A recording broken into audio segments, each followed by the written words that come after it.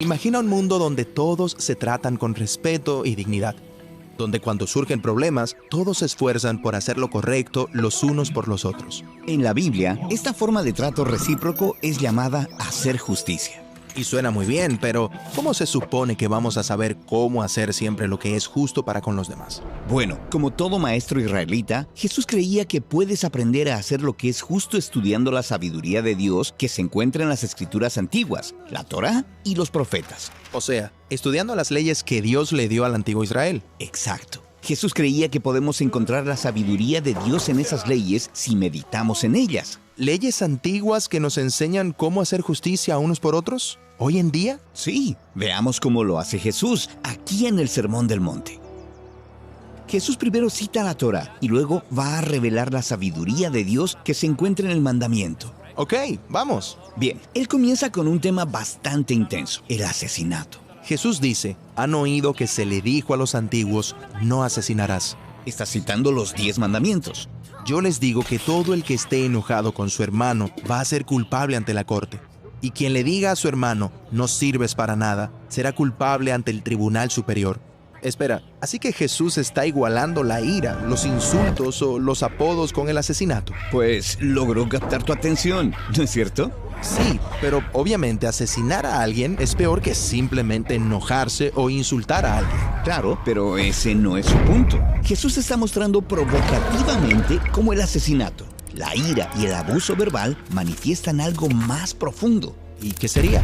¿Cuánto valoras o no la existencia de alguien? Entiendo. El asesinato es la forma máxima de decir que no te importa la vida del otro.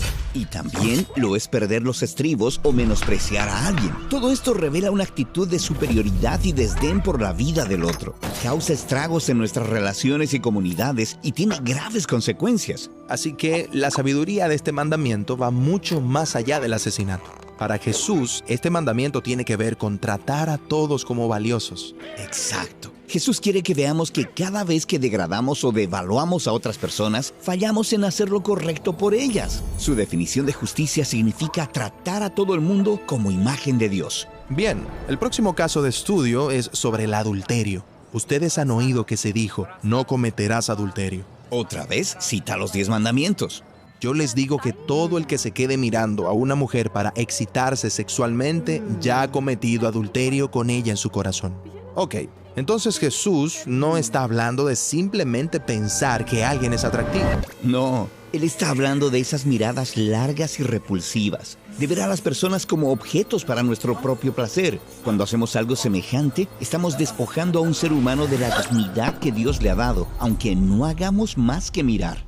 De hecho, esto es tan grave que Jesús continúa diciendo, si tu ojo o tu mano te es ocasión de pecar, córtatelo. O sea, en serio. Jesús era el maestro de la hipérbole. O sea, él acababa de decir que el problema real estaba en nuestros corazones, no en nuestros ojos o manos. Pero lo que quiere dejar bien en claro es que esto es algo serio. Sí, y lo logró. Es importante recordar que Jesús fue educado según las escrituras hebreas, que presentan el sexo como algo hermoso. Pero si el deseo sexual nos está llevando a deshonrar la imagen de Dios en nosotros o en otros, o si está dañando nuestras relaciones, entonces nos está arruinando y debemos hacer lo que sea necesario para resolverlo.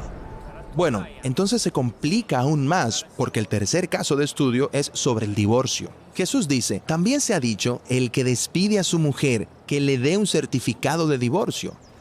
¿Qué está pasando aquí? ¿Despedir a su mujer? Sí, en los días de Jesús solo los hombres israelitas podían iniciar el divorcio, y ese desequilibrio provocaba todo tipo de problemas. ¿Pero estaba permitido el divorcio?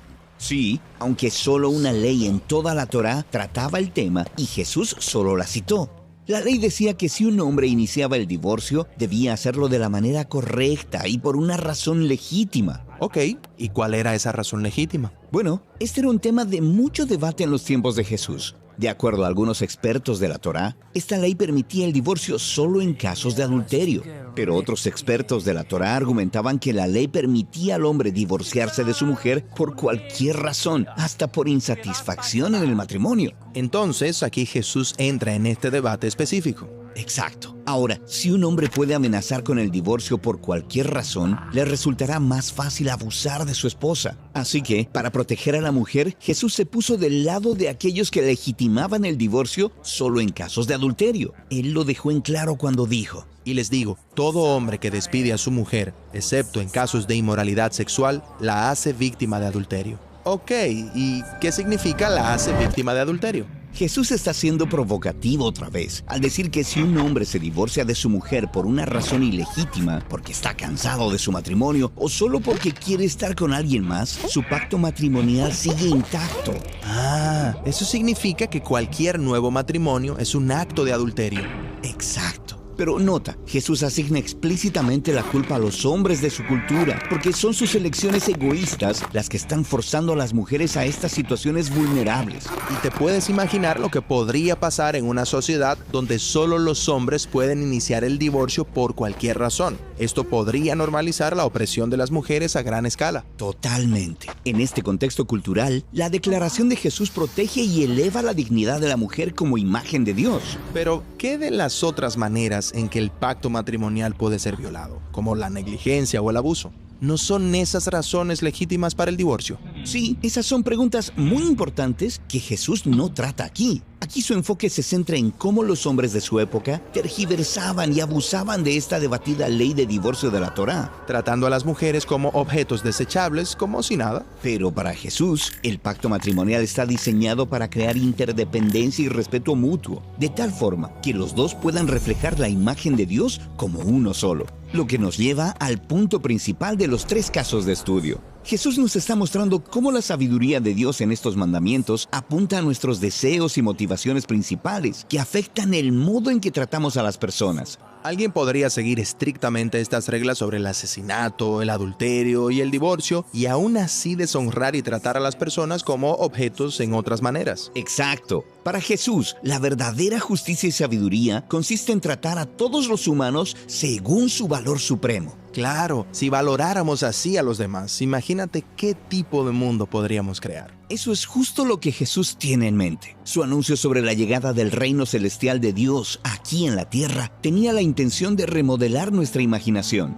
La sabiduría de Dios nos invita a honrar la imagen de Dios en cada persona que encontramos.